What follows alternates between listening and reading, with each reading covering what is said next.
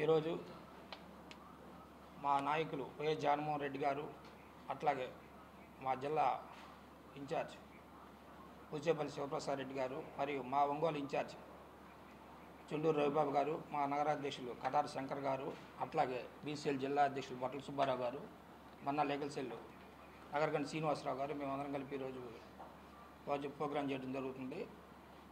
ఈ కల్తీ మద్యం కేసులో గత 15-20 రోజుల నుంచి చర్చ నడుస్తూ ఉంది. కల్తీ మద్యం అనేది చర్చ నడుస్తూ ఉంది. కానీ జోగి రమేష్ గారిని నిన్న ఒట్టిన అరెస్ట్ చేశారు. అదంతా మీకు తెలిసిందే. ఒకసారి జూమ్ చేసుకోండి. ఈ కల్తీ మద్యం కేసులో ఇతను దంపలపల్లి నియోజకవర్గ టీడీపీ ఇన్ఛార్జి జయచంద్రారెడ్డి గారు, జనార్దన్ రావు గారు, వీళ్ళిద్దరూ ఉన్నారు. ఈ కల్తీ మద్యం కేసులో సూత్రధారులు ముందుగా పెట్టాలనుకుంటే చంద్రబాబు నాయుడు గారిని, లోకేష్ గారిని పెట్టాలి. పాత్రధారులు జయచంద్రారెడ్డి గారు, జనార్దన్ రావు గారు. ఇందులో జోగి రమేష్ గారికి ఏమన్నా సంబంధం ఉందా? సంబంధం ఉంటే 15 రోజుల నుంచి నకిలీ మద్యం కేసు అనేది జరుగుతూ ఉంది. జరుగుతూ ఉన్నప్పుడు 15 రోజుల నుంచి మీరు ఎందుకు జోగి రమేష్ గారిని అరెస్ట్ చేయాలి? నిన్న ఎందుకు అరెస్ట్ చేశారు? జోగి రమేష్ గారు సిట్టు విచారణ వద్దని మాకు సిబిఐతో విచారణ జరపని చెప్పేసి జోగి రమేష్ గారు గత 10 రోజుల నుంచి ప్రెస్లో కానీ వివిధ డిబేట్లో కానీ మాట్లాడడం జరుగుతూ ఉంది. మీరు ఎందుకు చేయలేకపోయారు? జోగి రమేష్ గారు సిట్టు వద్దని సిబిఐ విచారణ కావాలని చెప్పి హైకోర్టుకు వెళ్ళారు. హైకోర్టుకు వెళ్తే రేపు మంగళవారం బెంచ్ మీదకి వస్తుంది. కోర్టులో ఏం జరిగిద్దని ముందలే ఇల్లు పకడ్బందీగా నిన్న కాశీబుగ్గలో జరిగిన చూశారు కదా మీరు, వెంకటేశ్వర స్వామి క్షేత్రంలో. ఆ విషయాన్ని డైవర్ట్ చేయడానికి ఈరోజు జోగి రమేష్ గారిని నిన్న హుటాహుటిన అరెస్ట్ చేశారు. దాన్ని మేము ప్రకాశం జిల్లా గౌడ సంఘం తరఫున, అట్లాగే మా వైఎస్ఆర్ కాంగ్రెస్ పార్టీ తరఫున, మా వైఎస్ఆర్ కాంగ్రెస్ పార్టీ బీసీఎల్ తరఫున తీవ్రంగా ఖండిస్తున్నాం. చంద్రబాబు నాయుడు గారు ఒకటే గుర్తుపెట్టుకోండి, ఇవాళ రాజ్యం మీద ఉందని చెప్పి మీ ఇష్టం వచ్చినట్టు చేస్తున్నారు. రేపు అనేది మాదుందని ఒకటి గుర్తుపెట్టుకోండి మీరు. ఇవాళ జోగి రమేష్ గారు ఒక బీసీ నాయకుడు, అట్టడుగు వర్గాల్లో అనగాని వర్గాల నుండి వచ్చిన నాయకుడు కాబట్టి, ఎదుగుతున్నాడు కాబట్టి మీరు ఇవాళ తొక్కాలని చూస్తున్నారు. సరే, మీరు ఒకవేళ మీ ఇంటి మీదకి వచ్చాడని గతంలో మీకు ఏమన్నా మనసులో ఉండొచ్చు, కాదనట్లేదు. ఆ కేసులో మా జోగి రమేష్ గారిని అరెస్ట్ చేసినా మేము బాధపడే వాళ్ళం కాదు. ఇవాళ జోగి రమేష్ గారు అసలు ఏ విషయం దీంట్లో అసలు నకిలీ మధ్యలో లేనేలేడు. దీంట్లో మీరు అరెస్ట్ చేయడం చాలా బాధాకరం మాకు. అంతేకాకుండా ఒకటే గుర్తుపెట్టుకోండి, నిన్న ఉదయం 4:30కి జోగి రమేష్ గారు ఇంటి మీదకి వెళ్ళారు. ఆదివారం. ఒకసారి మీరు ఆలోచించుకోండి. 8 దాకా అక్కడ హైడ్రామా నడిచింది. 8కి అరెస్ట్ చేశారు. ఉదయం 9 సిట్ ఆఫీస్కి తీసుకొస్తే రాత్రి 10 దాకా నేను అక్కడే ఉన్నా. విజయవాడ సిట్ కార్యాలయంలో తూర్పు నియోజకవర్గంలో ఉన్నా. 10 దాకా విచారణ జరిగింది. ఉదయం 9కి తీసుకెళ్ళిన రాత్రి 10 దాకా విచారణ చేశారు. అక్కడ నుండి మళ్ళీ గవర్నమెంట్ హాస్పిటల్కి తీసుకెళ్తే అక్కడ తీసుకెళ్ళిన తర్వాత 1:30 హైడ్రామా నడిచింది. అంతా గందరగోళంగా చేశారు. రాత్రి 12 దాకా నేను అక్కడే ఉన్నా. మళ్ళీ 5:30కి కరెక్ట్గా 5:45 విజయవాడ సబ్ జైలు తరలిచ్చారు. తరలిచ్చిన వాళ్ళు అక్కడే ఉంచవచ్చు కదా. మీకు ఎక్కడి నుండి ఫోన్లు వచ్చాయి? ఇవాళ మధ్యాహ్నం 1 గంటకి నెల్లూరు తీసుకొస్తున్నామని తీసుకొచ్చారు. తీసుకొచ్చేసి ఇప్పుడు కూడా చిలకలూరుపేట లైవ్లో ఉన్నారు. అక్కడ 1.5 జోగి రమేష్ గారిని అక్కడ ఆపి పెట్టారు. నెల్లూరు తీసుకెళ్తా అన్నప్పుడు తీసుకెళ్ళొచ్చు కదా, మీరు అక్కడ ఎందుకు ఆపారు? ఏం చేయాలని జోగి రమేష్ గారు నాకు అర్థం కాల. ఒక బీసీ నాయకుడు, అట్టడుగు వర్గాలకు చెందిన నాయకుడు ఎదగకూడదా? ఏమండి చంద్రబాబు గారు, మిమ్మల్ని నాకు సూచి ప్రశ్న చేస్తున్నాం. మా గౌడ సంఘం తరపున, మా వైఎస్ఆర్ కాంగ్రెస్ పార్టీ తరపున లోకేష్ గారు చెప్పండి మీరే, మా జోగి రమేష్ గారిని ఏం చేయాలని మీరు అసలు ఏం చేస్తున్నారు నాకు అర్థం కావట్లా. గతంలో మా జోగి రమేష్ గారు వాళ్ళ అబ్బాయిని రాజు గారిని కొత్తగా నూతనంగా పెళ్ళయింది. పెళ్ళైన నెలకే అగ్రిగోల్డ్ కేసులో 14 రోజులు రిమాండ్ పెట్టారు. 14 రోజులు రిమాండ్లో పెట్టారు. అట్లాగే మా గౌడ కృష్ణా జిల్లా పరిషత్ చైర్మన్ ఉప్పాల ఆర్కే గారు పోయిన నెలలో చూశారు మీరు. ఒక గుడివాడలో ఒక ఫంక్షన్ పోయి వస్తుంటే ఆమెని టీడీపీ గుండాలు గుడివాడలో రౌండప్ చేశారు 1 గంట సేపు. ఏం చేయాలనుకున్నారు బీసీ నాయకుల్ని? అట్లాగే మొన్న పులివెందుల ఎలక్షన్లో మా ఎమ్మెల్సీ రమేష్ యాదవ్ గారి మీద దాడి. ఈ రాష్ట్రంలో ఏం జరుగుతుంది? ఏ బీసీలు రాజకీయాలు చేయకూడదా? అసలు ఏం చేయాలని మా బీసీల మీద మీరు అనదొక్కాలని చూస్తున్నారు? చంద్రబాబు నాయుడు గారు ఒకటే గుర్తుపెట్టుకోండి, మా గౌడ సోదరులకు కానీ ఒకళ్ళ బీసీ నాయకులు ఎవరి మీదకి వచ్చినప్పుడు సరే ఒకటే ఆలోచించుకోండి, యావత్తు రాష్ట్రం మొత్తం బీసీలు మొత్తం మీరు బీసీ దోహిగా మిగిలిపోతారు. చంద్రబాబు నాయుడు గారు గుర్తుపెట్టుకోండి, మీరు బీసీ దోహిగా మిగిలిపోతారు. మా జగన్మోహన్ రెడ్డి గారు ఏం చెప్పారు? బీసీలు మామూలుగా మాకు ఎన్నెముక, బీసీలు అంటే బ్యాక్ బోన్ అని చెప్పారు. మీరు బీసీలు అంటే ఎన్నెముక కాదు, బ్లాక్ వర్డ్ కాస్ట్ అని మీరు చెప్పారు. కానీ మా జగన్మోహన్ రెడ్డి గారు బీసీలని అట్టడుగులు ఉన్న వాళ్ళు కూడా పైకి లేపుతున్నాడు. మీరేందంటే అట్టడుగులు పైన ఉన్న వాళ్ళు కూడా తొక్కేస్తున్నారు. చంద్రబాబు నాయుడు గారికి ఒక్కటే ఇస్తున్నాము, జోగి రమేష్ గారు ఈ కల్తీ మధ్య కేసులో లేనే లేరు. జోగి రమేష్ గారు కడిగిన ముత్యంలాగా నిర్దోషిగా బయటకు వస్తారు అది చెప్తున్నాము. చంద్రబాబు నాయుడు గారు మా బీసీల జోలికి వచ్చేటప్పుడు మీరు జాగ్రత్తగా ఉండండి. ఓకే, చాలన్నా. ఈరోజు ఆంధ్రప్రదేశ్లో ఎన్డీఏ కూటమి పరిపాలన చూస్తుంటే ఎక్కడ చూసినా కూడా డైవర్ట్ పాలిటిక్స్ అన్నమాట. అంటే ఒక సిట్యువేషన్ జరుగుద్ది. ఇప్పుడు మనకి మొంత తుఫాన్ వచ్చి ఎన్నో వేల ఎకరాలు నీట మురిగినాయి. రైతులకి ఇప్పుడు నష్టపరిహారం ఇవ్వాలి, ఇంకా రోడ్లు దెబ్బతిన్నాయి, ఎంతోమంది చనిపోయారు. అదొక బాధాకరమైన సందర్భం. అదేవిధంగా మరలా కాశీబొగ్గులో వెంకటేశ్వర స్వామి గుడిలో ఒక 8 మంది తొక్కిసలాట్లో చనిపోవటం. ఈ ప్రభుత్వం మీద ఎప్పుడైతే ప్రజల్లో వ్యతిరేకత వస్తుందనగానే ఏదో ఒక డైవర్షన్ పాలిటిక్స్ లాగా ఇప్పుడు జోగి రమేష్ గారిని అరెస్ట్ చేయటం. అది ఎలా ఉందంటే కల్తీ మద్యం అమ్ముతున్నట్టు కూడా క్లియర్గా ఎవిడెన్స్ తోటి మీడియాకి చిక్కారు. ఎవరైతే ఆ టీడీపీ ఎమ్మెల్యేగా పోటీ చేసిన జయచంద్రారెడ్డి, అదేవిధంగా జనార్దన్ రావు, వారిని ఇంతవరకు వారి మీద యాక్షన్ లేదు. దాదాపు ఇప్పుడు 40 రోజుల దాకా అవుతూ ఉంది. వారి మీద యాక్షన్ లేదు. కానీ ఎవరో ఒకళ్ళని పట్టుకోవటం, వాళ్ళని ఇంట్రాగేట్ చేసాము అంటాం, వాళ్ళు ఏదో కన్ఫెషన్ స్టేట్మెంట్ వాళ్ళు వీళ్ళ పేరు చెప్పారంటాం, దానికి ఏం ఎవిడెన్స్లు ఉండవు. ముందు వీళ్ళని అరెస్ట్ చేయటం, ఇబ్బంది పెడతాం. వాళ్ళకి ఇప్పుడున్న రెడ్ బుక్ రాజ్యాంగంలో ఇదొక ఇదనమాట. ఇప్పుడు దాదాపు వాళ్ళు ఈ 17 నెలలు 18 నెలల యొక్క పరిపాలనలో ఎక్కడ ఎవిడెన్స్ లేవు. అరెస్ట్ చేసిన వాళ్ళు కూడా కోర్టులో ఎక్కడ వాళ్ళు నిరూపించుకోలేక మళ్ళీ బెయిల్ మీద బయటకు వస్తూ ఉన్నారు. దాంట్లో భాగంగానే ఇప్పుడు కూడా జోగి రమేష్ గారిని, అంటే జోగి రమేష్ గారు గతంలో ఆయన మంత్రిగా చేశారు. వైఎస్ఆర్సీపీలో బీసీ సామాజిక వర్గానికి, అదే గౌడ సామాజిక వర్గానికి సంబంధించిన వ్యక్తి. అతను మంచి సబ్జెక్ట్ ఉంది, ఏదైనా కూడా ధైర్యంగా మీడియా ముందు చెప్పగలే వ్యక్తి. అందువల్ల ఇటువంటి ఎవరైతే ధైర్యంగా ఉంటారో, ఎవరైతే ఫెరేషియస్గా ఉంటారో అటువంటి బీసీలని అనగదొక్కాలనే ఉద్దేశంతో మరి ఇప్పుడు ఈ ఎన్డీఏ కూటమి, ముఖ్యంగా చంద్రబాబు నాయుడు గారు, అదేవిధంగా లోకేష్ గారు ఇటువంటి నిర్ణయాలు తీసుకోవటం బీసీలందరూ కూడా గమనిస్తూ ఉన్నారు. గతంలో జగన్మోహన్ రెడ్డి గారు బీసీలకి పెద్దపీట వేస్తూ ఆయన 56 కార్పొరేషన్లు చైర్మన్లు చేసి రాజ్యాంగంలో ఏదైతే గవర్నమెంట్ ఉందో దాంట్లో వాళ్ళందరినీ కూడా భాగస్వామ్యం చేశాడు. అదేవిధంగా కార్పొరేషన్లు కానీ, మున్సిపాలిటీలు కానీ, స్థానిక సంస్థలు జెడ్పీటీసీలు కానీ దాదాపు 50% పైనే, కొన్ని అయితే కార్పొరేషన్లు 80% బీసీ ఎస్సీ ఎస్టీ మైనారిటీస్కి ఇచ్చారు. మరి అటువంటి మీ ప్రభుత్వంలో అటువంటి గౌరవాన్ని బీసీలకు ఇవ్వాలి, కానీ బీసీలని ఈ రకంగా అక్రమ కేసులు పెట్టి అరెస్ట్ చేయటం తీవ్రంగా వైఎస్ఆర్సీపీ బీసీల తరఫున మేము ఖండిస్తున్నాం.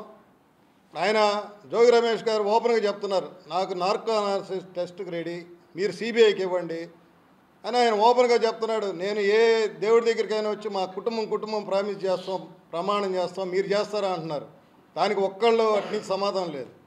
ఎప్పుడైనా తప్పు చేయలేదంటానికి ఇవే మరి నార్కో అనాలిసిస్ టెస్ట్ అంటే అది అతనికి ఎంత కాన్ఫిడెంట్ ఉంటే చెప్తారు. అది అటువంటి చేయలేక ఎవరో తప్పుడు స్టేట్మెంట్ తీసుకుని ఈ రకంగా అరెస్ట్ చేయటం, గతంలో కూడా అదేవిధంగా ఎమ్మెల్సీ రమేష్ గారి మీద ఆ రోజు దాడి చేయటం, ఇవన్నీ కూడా మేము తీవ్రంగా ఖండిస్తున్నాం.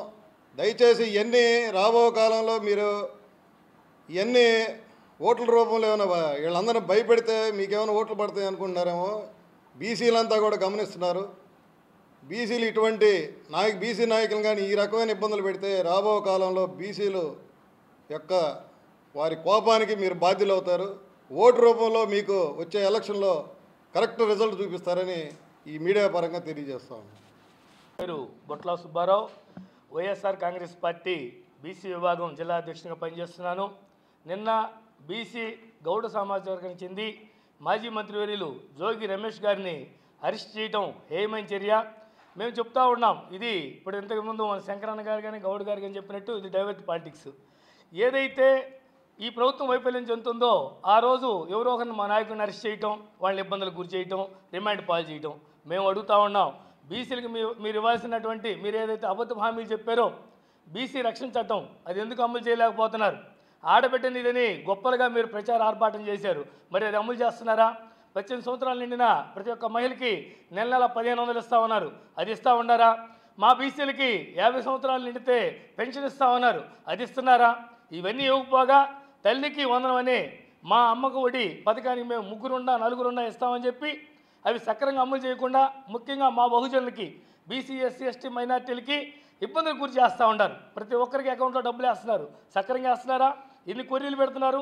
మేము అప్పుడున్న సిస్టంలో డీబీటీ పద్ధతి ద్వారా ప్రతి ఒక్కరికి కూడా అమ్మ ఒడి ద్వారా మా డబ్బులు అందితే మీరు ఇవాళ ఆఫీసు చుట్టూ మా బహుజనులు తిరుగుతూ ఉంటారు. అలాగే ఉచిత బస్సు, ఇది కేవలం మమ్మల్ని హేళన చేసే కార్యక్రమం. ఉచిత బస్సు అని పెట్టి ఇక్కడ బహుజనులు ముఖ్యంగా బీసీ ఎస్సీ ఎస్టీ మైనార్టీలంతా కూడా ప్రయాణం చేస్తూ ఉంటే మా మహిళల్లో మీరు ఏం చేస్తూ ఉంటారు? సరిపడా బస్సులు ఇవ్వకపోగా అక్కడ తొన్నుకుంటున్నారు, కొట్టుకుంటున్నారు. ఒక బస్సు ప్రయాణానికి కొట్లాడుకోవాలని ఈ మధ్య ఒక మహిళ టికెట్ తీసుకోవడం జరిగింది. మేము అడుగుతూ ఉన్నాం, మేము ఏదైతే గత ప్రభుత్వంలో బహుజనులకి గౌరవప్రదంగా ఇంటింటికి సంక్షేమ పథకాలు అందే విధంగా కూడా మా పాలన జరిగింది, మా అధినాయకుడు వైఎస్ జగన్మోహన్ రెడ్డి గారి పాలన జరిగింది. మరి మీరు ఇప్పుడు ఏం చేస్తున్నారు? బీసీలని అక్రమ అరెస్టులు చేస్తూ ఉన్నారు.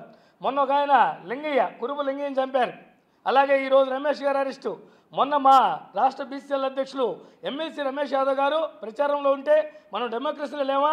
అక్కడ మీరు మీ టీడీపీ మోకలు ఒక మూకమ్ముడిగా పడి దాడి చేయడం జరిగింది. మేము అడుగుతూ ఉన్నాం, మనకి పెద్దన్నగా చెప్పుకునే ఎలక్షన్లప్పుడు ప్రత్యక్షమై గత ఎన్నికల్లో కూడా ఆర్భాటం ఊళ్ళూరినటువంటి పవన్ కళ్యాణ్ అడుగుతున్నాం, ఎక్కడన్నా పెద్దన్నా మీరు వచ్చి వీటి మీద మాట్లాడండి. నిన్న మీ సామాజిక వర్గం వ్యక్తిని చంపితేనే మీరు మాట్లాడలా. మీరు గుంపుగత్తుగా ఓట్లు వేయడానికి కుట్రపూర్తిగా సామాజిక వర్గాన్ని తీసుకొచ్చి పనిచేయడం జరిగింది. ఇంకొక ఆయన మైలవరం వసంత కృష్ణప్రసాద్ అంటాడు, వాళ్ళు గౌళ్ళు, వాళ్ళేంది కళ్ళు బొల్లు అమ్ముకొని డబ్బు సంపాదించారు అక్రమంగా నకిలీ మద్యం అని. నకిలీ మద్యం చేసింది జనార్దన్ రావు. అది పక్కన దారి పట్టించేదానికి జనార్దన్ రావు ఒక స్టేట్మెంట్ ఇప్పించి అన్యాయంగా అక్రమంగా జోగి రమేష్ గారిని అరెస్ట్ చేస్తే దానికి ఈయన హేళనగా మాట్లాడుతూ ఉన్నాడు. అవునయ్యా, మాకు చేత కాదు, మేము కళ్ళు తీసుకోవాల్సిందే, చెట్లు ఎక్కాల్సిందే, కళ్ళు తీసి దాని ద్వారా జీవనం చేసి ఆ విధంగా జీవిస్తాం. అలాగే యాదవులు ఎలాంటి పశువులైనా దారికి తీసుకొచ్చి పాలు పెండటం, పాలు అమ్ముతాం.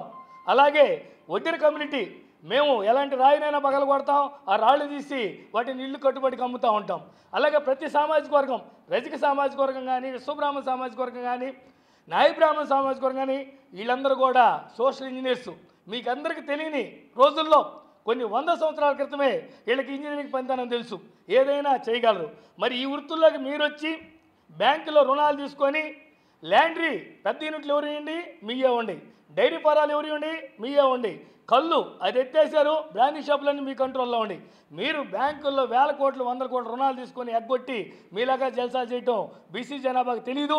అందుకే మేము అమాయకులమి అనాదిగా వృత్తులు కనిపెట్టుకొని ఉన్నామని మా అధినాయకుడు వైఎస్ జగన్మోహన్ రెడ్డి గారు రాజకీయంగా గతంలో ఎవరైతే ఎన్టీ రామారావు ప్రాధాన్యత ఇచ్చి ఆయనకి ఎన్నుపోటు ద్వారా తెలుగుదేశం పార్టీని పక్కదారి పట్టించి తమ్ముళ్ళు దోపిడీ పార్టీగా మార్చిన చంద్రబాబు నాయుడిని అతను చేసిన బీసీలకు చేసిన అన్యాయాన్ని గుర్తెరిగి మా అధినాయకుడు 56 కార్పొరేషన్లు ఏర్పాటు చేశాడు. ప్రతి ఒక్కరికి ప్రోటోకాల్ వచ్చే విధంగా, అలాగే రాజకీయ చైతన్యం వచ్చే విధంగా ఎమ్మెల్యేలు కానీ ఎంపీలుగా కానీ స్థానిక ఎన్నికల్లో కూడా స్థానాలు కల్పించాడు.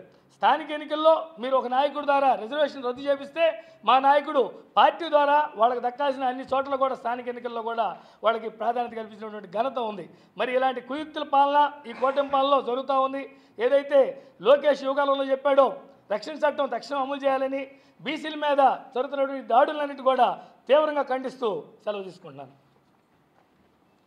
నాయకులు, మాజీ మంత్రివర్యులు, బీసీ సామాజిక వర్గానికి చెందినటువంటి జోగి రమేష్ గారిని అక్రమంగా అరెస్ట్ చేయడాన్ని అన్ని బీసీ సంఘాల తరపున, అట్లాగే బీసీ న్యాయవాదిగా లీగల్ సెల్ తరపున కూడా మేము ప్రకాశం జిల్లా లీగల్ సెల్ తరపున తీవ్రంగా ఖండిస్తున్నాం. దీన్ని ఎవరో ఒక స్టేట్మెంట్ ఇచ్చారని చెప్పని ఆ స్టేట్మెంట్ ఆధారంగా చేసుకొని చెప్పని ఎంతమందినైనా ముద్దాలుగా పెట్టచ్చు, ఎంతమందినైనా తప్పుడు కేసులు ఇరికించిన సాంప్రదాయాన్ని కేవలం ఈ కూటమి ప్రభుత్వంలో ఉన్నటువంటి చంద్రబాబు నాయుడు గారి ప్రభుత్వం చేస్తూనే ఉంది.